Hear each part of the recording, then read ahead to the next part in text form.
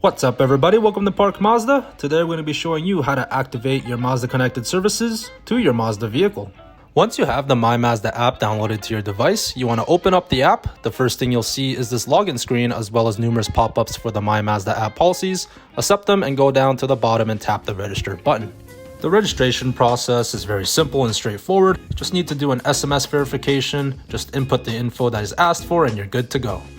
Once you're done the registration, you're going to see this Welcome to Mazda screen. You're going to want to tap on Add a Vehicle.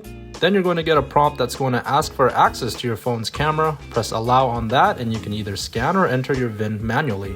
You can find your vehicle's VIN number in the driver's side door that is able to be scanned, just how it's shown right in the video.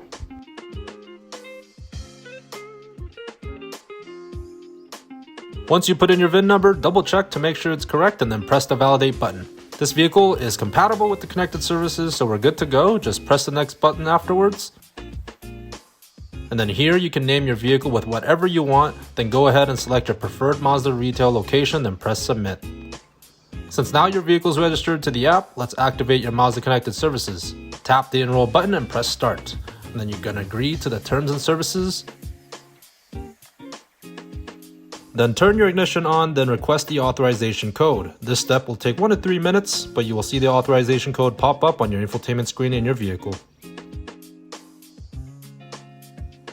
Put in the authorization code into your phone, and then from there you're gonna be fully connected to your Mazda Connected Services on your Mazda vehicle.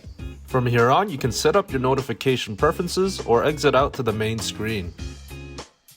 You will now have access to all Mazda Connected Services features like remote engine start, vehicle status and health report, vehicle finder, lock or unlocking your doors remotely, and many more features.